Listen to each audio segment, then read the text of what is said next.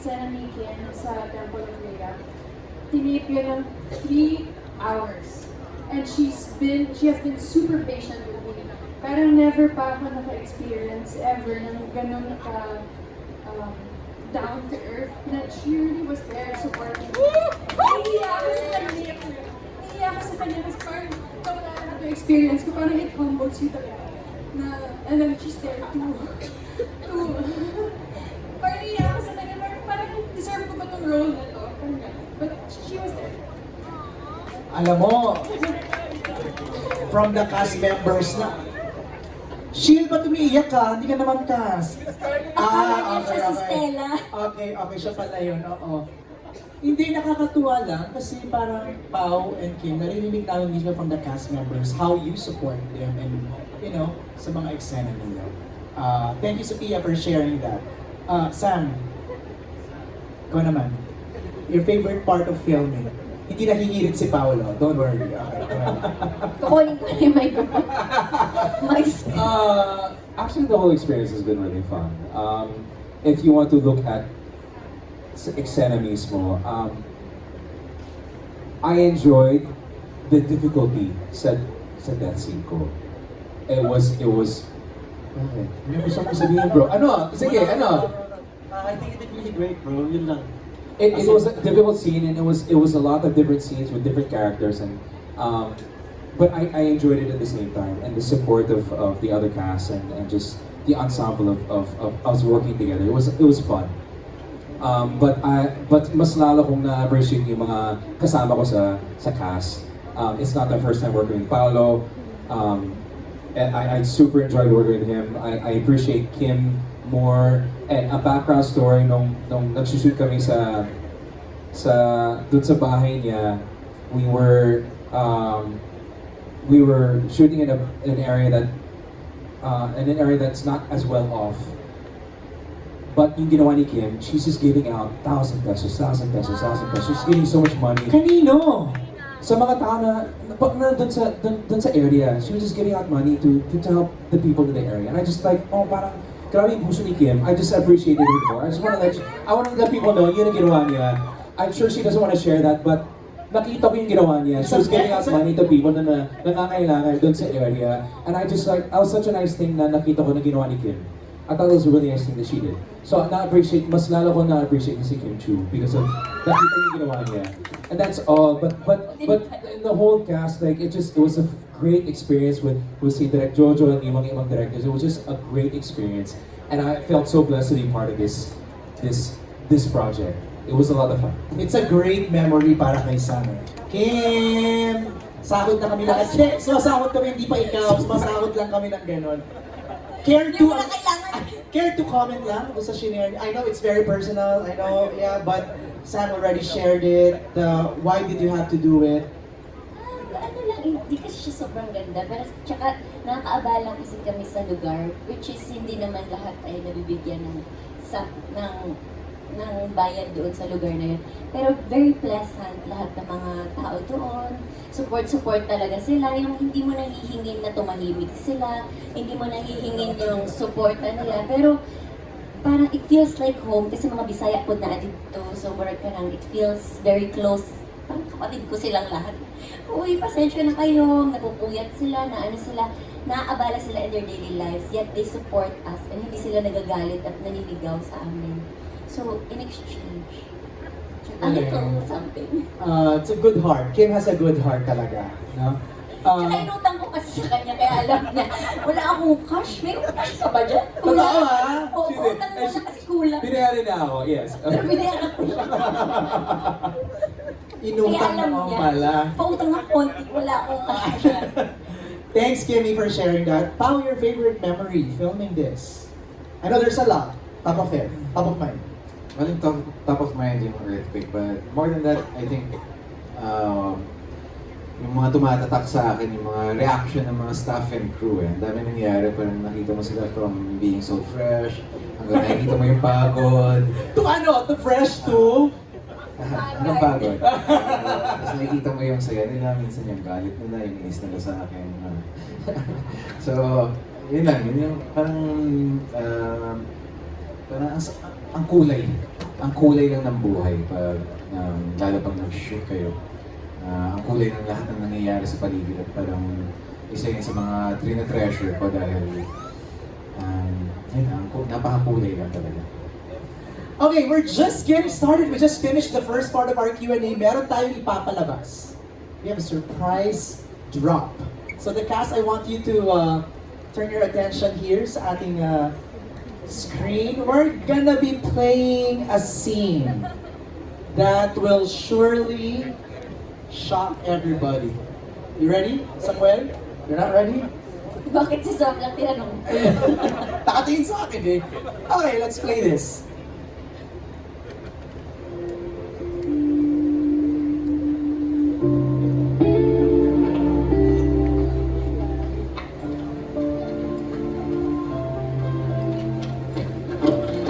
Oh, ito. Inumin mo muna ito, ha? Okay ka lang ba?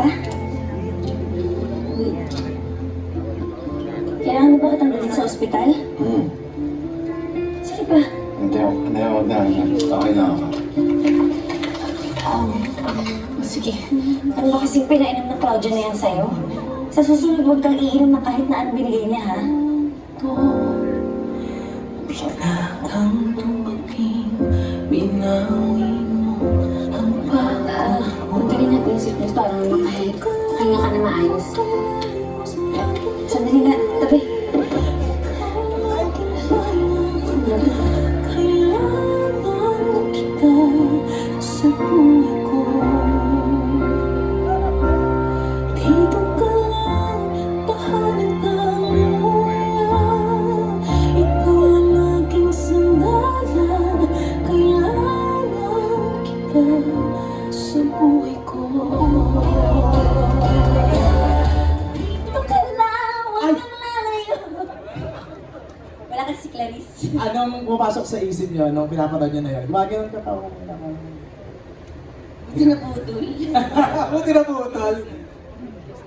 Oo, sabi ni Shields, yung longer version daw ay nasa pre-TV version of the Alam album. ko, edited out totally itong eksena to sa Prime. So, Ay, talaga? Isa yan sa mga Hindi siya eksena na kasama yun. doon. Bakit? Masyadong Lots. siksik-liglig, Siksik. umaapaw. So yung kiss longer. 1 hour? Ay, Char. Pero anong nagka-flashback habang nakita niyo yung scene na yun? Was that a hard scene to take? Nalala ko ng layo ng location namin para i-shoot yun. Okay. Yung scene na yun. Tapos, mainit. Mainit. It was hot. It is hot. Si Kim. Wala, super. Huwag tanong ng mga eksena na ganyan. Amazing. Ano naging amazing? Amazing yung... Mahirap mag-i-rehearse yun, yung gano'n yung...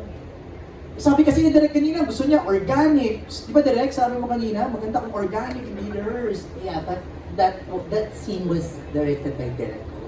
Ah. Pero di ba meron yung lipstick? Yung BTS na lipstick? Oo, napunta sa kanya. Yung napunta sa kanya yung lipstick. Mukha akong clown. So ibig sabihin, ganun ka-intense yung scene. Na lumipat na Actually, yung lipstick. Yung buong alibay, intense talaga siya. So, sabi sa amin, part na rin yun ng pagka-intense. So, Hindi, wait. So sobrang ganun nga yung intense yung scene, Kim. Nung nalumipat na yung lipstick, eh, Pao. Malama. Di ba, Derek? I think so. I think so. Okay. Now, we're taking questions from our friends who are here. Okay. So let's begin. Mr. Aaron Domingo of The Alibi. Yes, MJ, our first question will come from the intense and the fierce, ang ultra maldita na si Alex Brosas. Alex! We can see you from here, Alex. To Paolo Abilino and Kim Chu. God! Have you observed that your characters, you as Vincent Cabrera and you as Estela, are very strong because you both are empowered by one thing, Which is? you power up yourself with refusal. You refuse as Vincent, you refuse to be under your father, and Kim Chu, you refuse to be. What are you? My God! And you refuse, Kim Chu, to be under the scholaric spell of your comrades.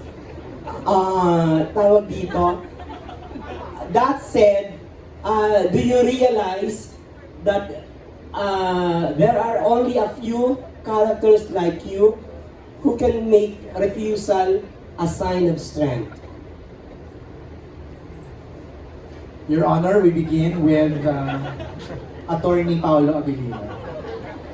Thank you po, Sir Alex. I think parang minsan humuhugot rin tayo sa lakas na pagtanggi natin. Dahil ayaw natin, either tinatapakan tayo or dahil tingin natin may mali. And parang all throughout our years as Filipinos, medyo ganun rin tayo. Parang siguro bilang aktor, bilang ang dami rin namin piniplay na ang daming mga moral dilemmas. Lalong-lalo na kay Vincent Cabrera na naging parte ng katiwalian pero tinatanggihan niya talagang totally makain dahil gusto niyang quick lang, gusto niyang i-take over para magawa yung tama. Pero yun nga yung questions eh. Kapag parte ka na ng mali, maitatama mo pa ba yung mga nagawa mo dati? And parang para sa akin, parang isa yun siguro sa nilalabanan niya. Kung maitatama niya ba yung mga kamalian niya sa paggawa ng tama or ayun, kung maitatama niya yung mga kamalian niya sa paggawa ng tama. Actually, that's the beauty of the writer. Ano niya yung ano na yun, internal struggle na yun ng character ni Vincent. Ikaw naman, Stella, you refuse to live a life like your comrades, like si Kimmy, di ba?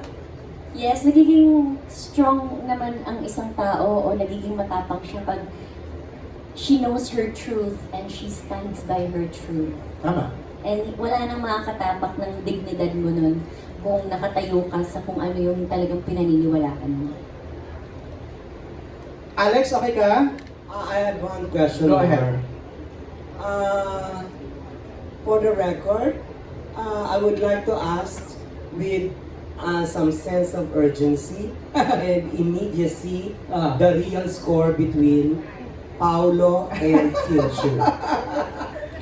Urgency, Sa ha? ibang press con siguro yun. 100 yung score. No press con will happen after this. So answer the question. Sumagot si Paolo, sabi niya 100 daw ang score. Ow! Thank you, Paolo. I thought Jericho was the only guy I knew who was brave enough to admit things. You are the second one. I didn't admit anything, I just gave a score. Narinig mo yung Alex? He Bigay didn't ako. admit anything, he just gave a score. 100. I'm not asking for a score. So you did not answer the question? Kimmy, how will you answer that question ni Alex? With urgency daw. Kaya nga para saan ba ikabubuti ba ng ekonomiya ng Pilipinas? Oo, ito Kung ikabubuti ano, sa ekonomiya habang ng... presidente sa 2028. Eto na lang. Ikaw ba? Hindi ako. Oh my God! Eto na lang, ako magtatanong. Kimmy, kanino galing yung bulaklak na pinost mo ng Valentine's Day? Super naman. Kanino daw galing Kimi? Di ba? Kim. Oh, si Kimi. Kanino galing? Siyempre. Kanino? Sorry, siyempre. Sa kanya. Sa kanya. Kay Pao. Siyempre sa kanya. Kay Pao. How sa'yo galing? Just to confirm? Sa akin. Tapos yung post mo, Kim, sabi mo, ay, babae pala ako. Yes, ang dami kasi yung mga babae naglalakad sa daan nung araw na yun. Oo. Sabi na dadaanan ko lang, galing ako showtime. Dami naman mga naglalakad na nakahawak ng bulaklak. Itong mga to, super naman talaga sa pagka-long hair. Pag-uwi ko na ba, may flowers din pala ako. Girl pala ako. Ganun. Yan lang yun. Ano, I know it's too personal to share, but how does it feel lang na parang somebody sending you a flower and it's Paolo pa, from Paolo pa? Siyempre nakaka-girl talaga pag bigyan ka ng flowers on Valentine's. Kasi hindi naman yan sa gaano kalaki yung bulaklak, super dami, ganyan. It's the thought that counts. Na naalala ka, oy, thank you, salamat. Pao, anything to add sa pagpapadala mo ng bulaklak kay Kim?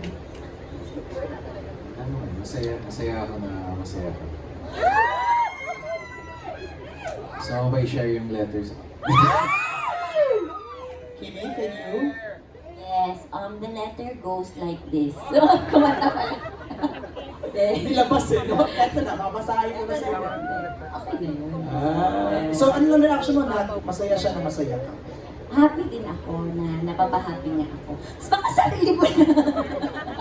So, would you say, Kim, that you already found happiness? Super naman you already found happiness, but we have to be happy every day. Kasi di ba hindi natin alam kung ano mangyayari sa atin bukas or sa susunod na taon. So, kung ano man ang nagpapasaya sa'yo ngayong taon, i-cherish mo.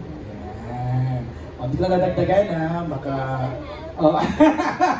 Thank you, Alex. Next, Aaron. Sino magtatanong? Yes, Alan, ito ang parating curious, wala iba kundi si Alan Sangkon of Stars Photography. Alan, ha? Charing. Hello Kim and everyone. Congratulations mapapanood ng Alibay sa Yay, thank you. Hindi. Tanong ko lang kasi parang kasi lagi sinasabi curious lang ako. Curious talaga ako, di ba? Behind the scene nung pinakita kanina, yung lipstick. Yung viral yun di ba? How was that scene? Parang hindi ba sinasadya yun na na-transfer yung lipstick mo dun sa sa labi ni Paolo, or parang siyempre hindi pwedeng tanong anong lasa nung nung lipstick ni Kim. Pero hindi yun. Nakakaloka yung lasa. Hindi. How was the scene? How do you prepare for that? Yung preparation parang bigla lang. Pero naalala ko lang yung scene na yun. After ng scene, nagtatawanan lahat ng tao, tapos hindi ko alam kung bakit. So yun pala, mukha na pala akong clown. That's why you said clown. Okay. Alan. Si Kim naman. Kimi. Ako, hindi siguro smudge-proof yung lipstick na ginamit ng makeup artist. I-try ko sa'yo, para malaman mo. Hindi na puro tanong. Ito, mga training device ganda sa'yo. Sorry. Kasi natanong siya daw feeling para ma-feel niya. Ba't ko si Kim na sumagot na? Nakaka-girl siya I know. Okay, Alan. Thank you. Yung second question ko for Sophia, tanong ko lang Sophia. Sabi mo nga, this is one of your challenging role dito sa na ginawa mong teleserye with Kim Pao, di ba? As a husband, as a wife ni Paula dito, di ba? Gaano ka-challenging yung role mo dito? And yun nga, yung mga hindi yung malilimutang intense scenes ninyo ni Kim, aside dun sa sabunutan and sakitan yung dalawa. As a wife, I was so nervous at first kasi first time ko po rin makakatrabaho si Paolo. And nung una kami nakita, he was so serious. So parang hindi ko alam kung paano siya kakausapin. But he was very professional. Parang natatakot ako. Tama ba yung ginagawa ko or okay sa kanya yung acting? Or parang I asked him, okay pa yun, Pao? Okay pa yung ginawa ko? And he was very supportive. He was very professional also. Natulungan niya yung character ko as the time went by. Thank you. Congratulations everyone. Thank you. Grabe yung bait ni Alan. Thank you, Alan. Saan ko nakakapanibago? Next. And then we have a question from the entertainment editor of The Philippine Star, Natalie Tomada. Naka-Valentine's outfit na. MJ, follow up lang kasi yung meaning pala ng peony flowers. Okay, nag-research. Okay, wait. What kind of flowers is it again? Peony? Oh, favorite ni Kim. So it means Roses pala, it symbolizes healing and protection. Ganda. Did you know that? Well, ang sabi ko lang sa flower shop. For healing and protection po. Pink lang ako. Dali mong Nagamot pala yung flower. Dali mong bulaklak for healing and protection. Pero yun na, Kim, do you feel protected by Pao? Ay, ang ganda Yes, naman. naman naman, Super. Isa ka palang armor, knight and shiny. Well, super. Okay na, oo naman. Hindi, well, lahat naman, hindi ko naman protected ako. Parang mo masasabing hindi ka protected pag minamanyak ka kasi siguro ganun. Kasi lahat naman ng tao na kasalamuhan ko ay may respeto sa akin. So, I feel protected if ganun. You know what? Let me say something. I think where Natalie's coming from is we haven't seen you this comfortable ng matagal. Na parang you feel so safe when you're with Paolo. Secure pa na siya. Hindi ko alam, hindi ko napapansin. Pero kung yun ang napapansin niyo. Pakilan niyo na to, ng project. 4. Oh, see? Diba? If you don't feel safe with your ka-eksena, diba? You won't reach like 4 projects. Siguro din kasi... May ganun ba? May sense of security? I think so. Tsaka may sense of growth when in terms to mga roles na ginagawa namin. And very thankful din kami sa ABS dahil binibigyan nila kami sa Dreamscape, binibigyan kami ng iba't ibang klase ng mga serye na which tackles different types of roles. And pagka-eksena ko si Pao, parang nag-grow ako din Okay. as an actor. Ikaw, Pao, instinct mo na ba yun na to protect Kim? Not naman in protect in like literal na way, but you know, have that safe space with Kim while working with you. Of course. Parang, syempre, well, I've worked with Kim for so long, parang, as much as possible, you try to protect them, not just physically, pati, in terms of knowing, diba? The more you know, kasi, the more you're protected mo, for a lot of stuff. For example, siguro,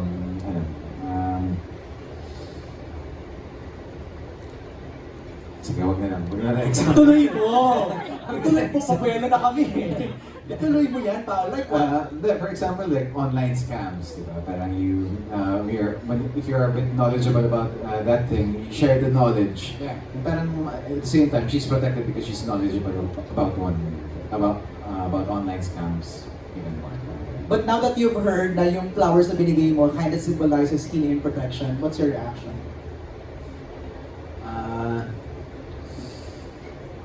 Nagustuhan mo ba? Oo naman, thank you so much. You're welcome. Gusto mo ba? Pwede naman everyday. Oo, muli.